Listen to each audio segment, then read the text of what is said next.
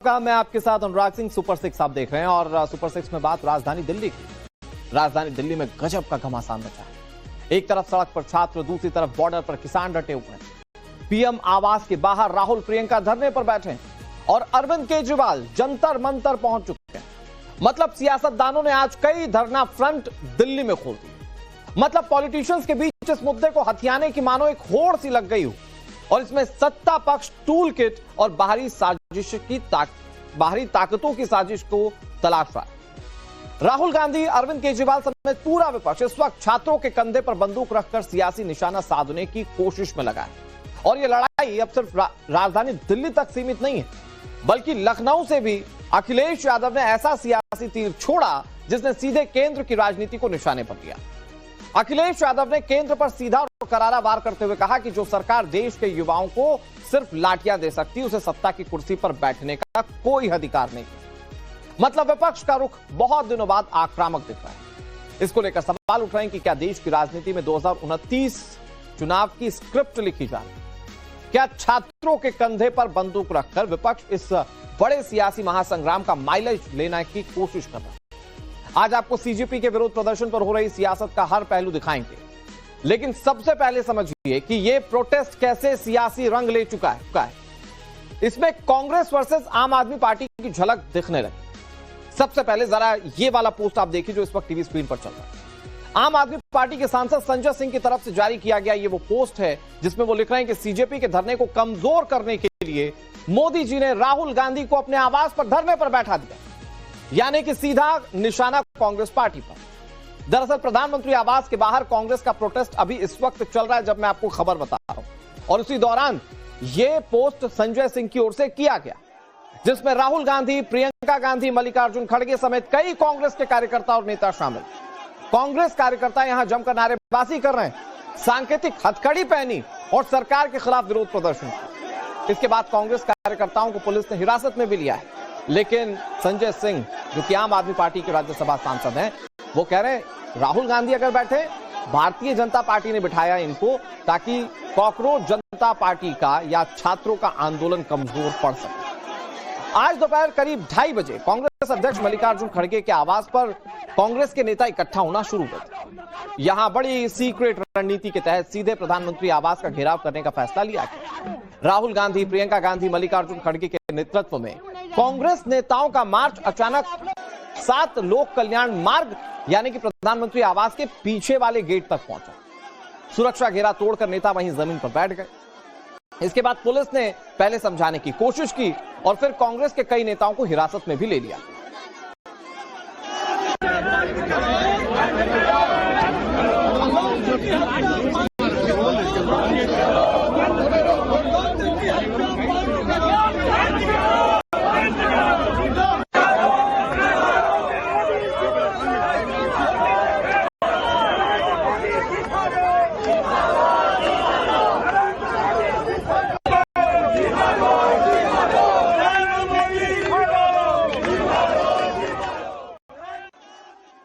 करीब 3 घंटे से कांग्रेस का प्रदर्शन जारी है।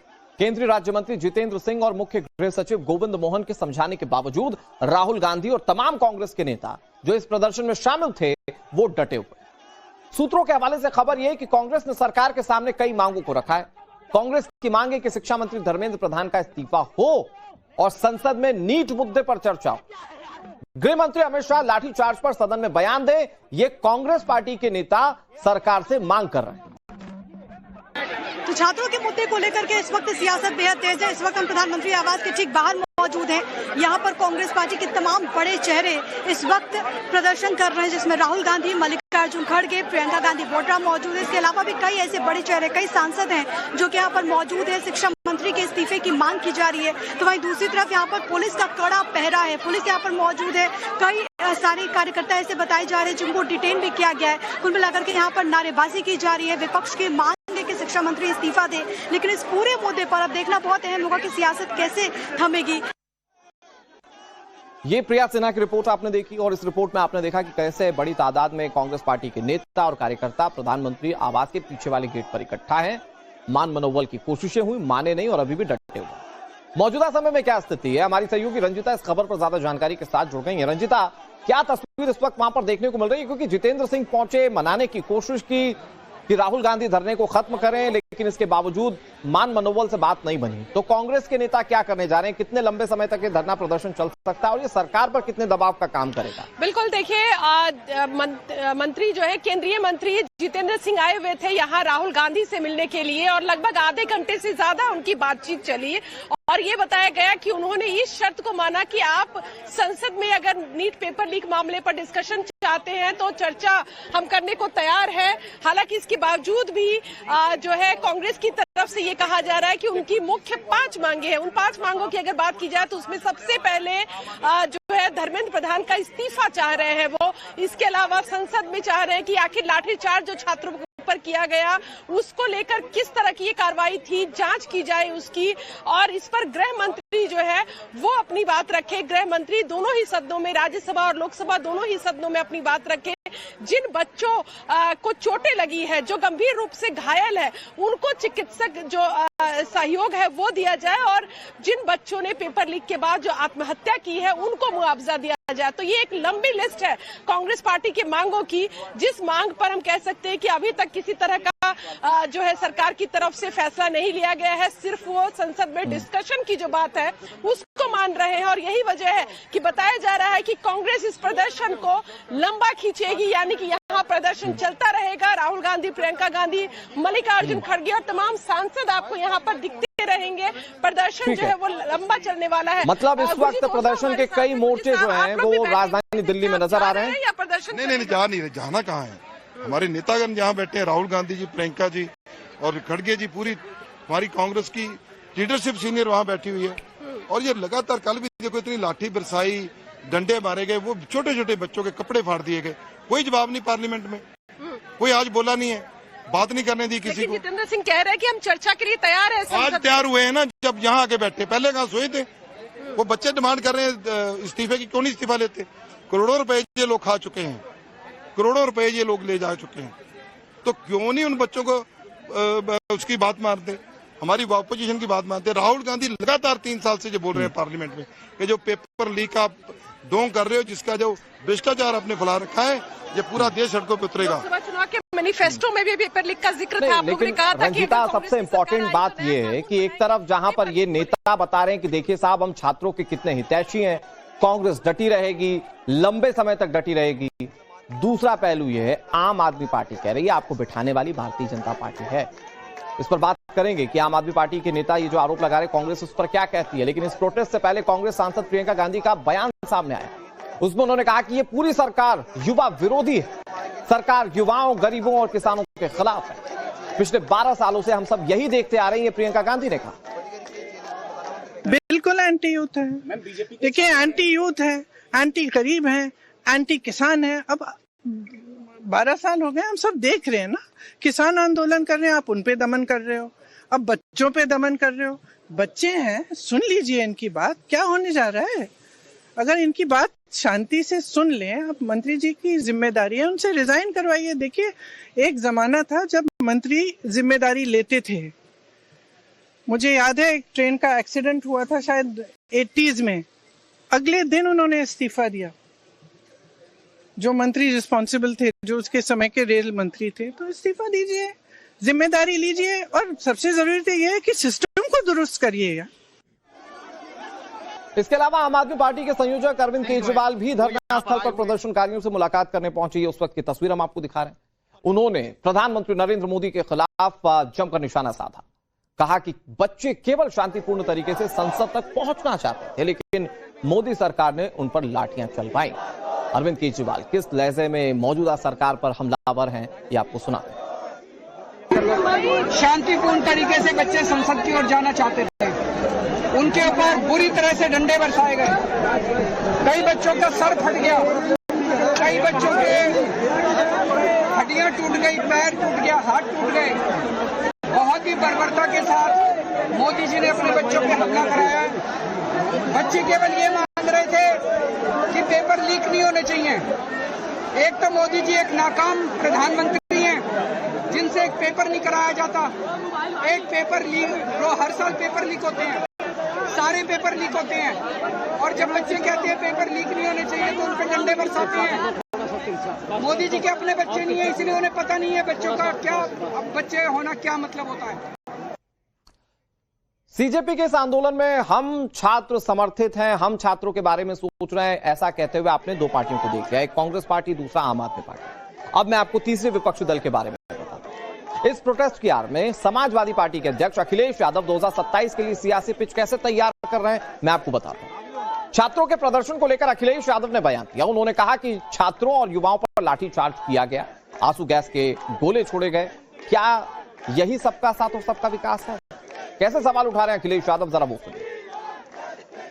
सरकार की बदनामी हो रही है और सरकार की लाठी से ही छात्रों का, नौजवानों का, युवाओं का सर फूट रहा है, आंसू गैस गोले चल रहे हैं, आप करंट लगा रहे हो। किसने नहीं देखा, किसको नहीं समझा? और दुर्भाग्य देखिए क्या है कि कई मीडिया के लोगों को वहां खड़ा होने पर भी उनको भी विरोध का सामना करना पड़ रहा है। और जो डॉक्टर्स, जो वीडियो मैंने भी पोस्ट किया है, डॉक्टर्स क्या बता रहे हैं कि सर खुले हुए आए लोगों के, बच्चों के। क्या इसीलिए सरकार बनी थी? इसलिए इनका नारा था सबका साथ सबका विकास। यही सबका साथ है और यही युवाओं के लिए संदेश है और यही विकसित भारत है, यही अमृत काल है। क्या यही विश्वगुरु बनने का रास्ता है? क्या आप छात्रों पर लाठी मारेंगे, आप नौकरी नहीं देंगे? और अगर नीट में हेरा फेरी हुई है, नीट का पेपर लीक हुआ है, तो किसकी जिम्मेदारी थी? इस सरकार की जिम्मेदारी थी और सरकार ने स्वीकार किया, इसीलिए तो नीट एग्जाम दोबारा किया।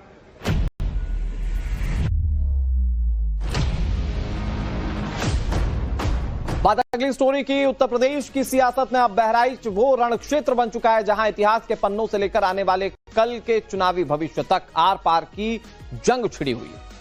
मुख्यमंत्री योगी आदित्यनाथ आज बहराइच की धरती पर थे और उन्होंने बेहद तीखे तेवर दिखाए।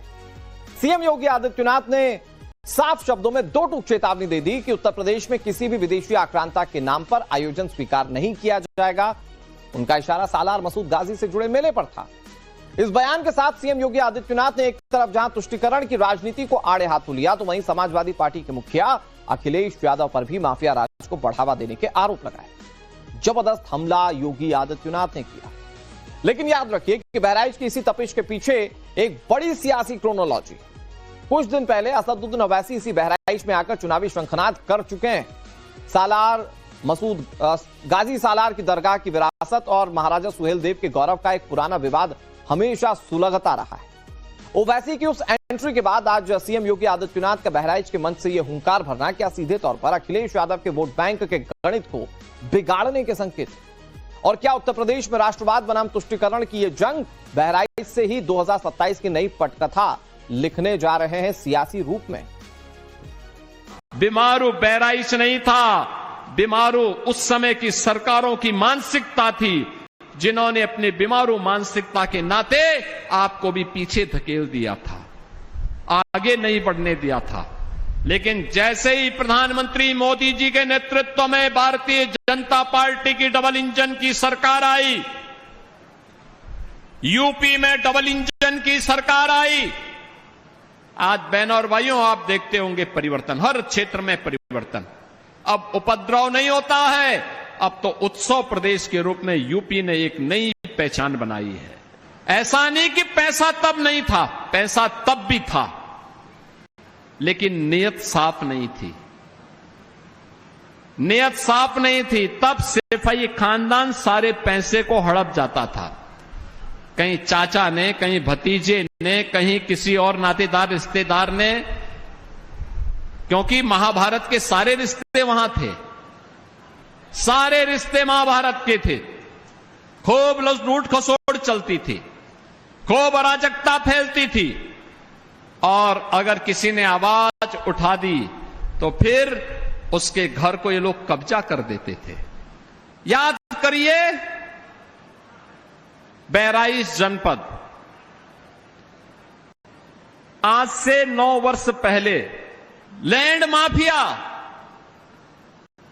भू mafia, sand mafia, one mafia, ये सभी इस जनपद पे हावी होकर के यहां की प्राकृतिक संसाधनों को लूटते थे।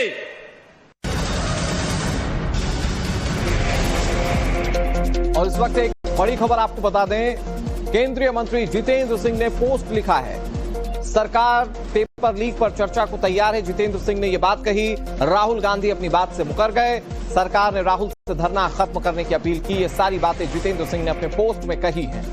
अब से कुछ देर पहले राहुल गांधी प्रधानमंत्री आवास के पीछे वाले गेट पर जब धरने पर बैठे थे, जितेंद्र सिंह ही थे जो सरकार की अगुवाई करते हुए राहुल गांधी से बात करने के लिए पहुंचे। Leader of opposition Rahul Gandhi धरने पर बैठे तो जितेंद्र सिंह पहुंचे थे बात करने के लिए। और जितेंद्र सिंह का यह पोस्ट बताता है कि राहुल गांधी नहीं माने, इसका मतलब यह है कि धरना जारी रहेगा। और ये जितेंद्र सिंह के पोस्ट से भी बात क्लियर हो गई है कि हो सकता है कि अभी इस तरह से और पॉलिटिकली तमाम चीजें यहां पर राहुल गांधी जहां धरने पर बैठे हुए वहां से देखने को मिले, क्योंकि जितेंद्र सिंह पोस्ट कर रहे हैं। जितेंद्र सिंह पर जिम्मेदारी थी वो मनाए राहुल गांधी को, बातचीत होती रही, चर्चाएं होती रही। कुछ मांगे कांग्रेस पार्टी की ओर से रखी गई, संसद में चर्चा की मांग रखी गई कांग्रेस पार्टी की ओर से, छात्रों की बात कही गई। और राहुल गांधी जब धरने से नहीं उठे तो ये जितेंद्र सिंह का पोस्ट जिसमें उन्होंने कहा कि राहुल गांधी बातों से मुकर गए।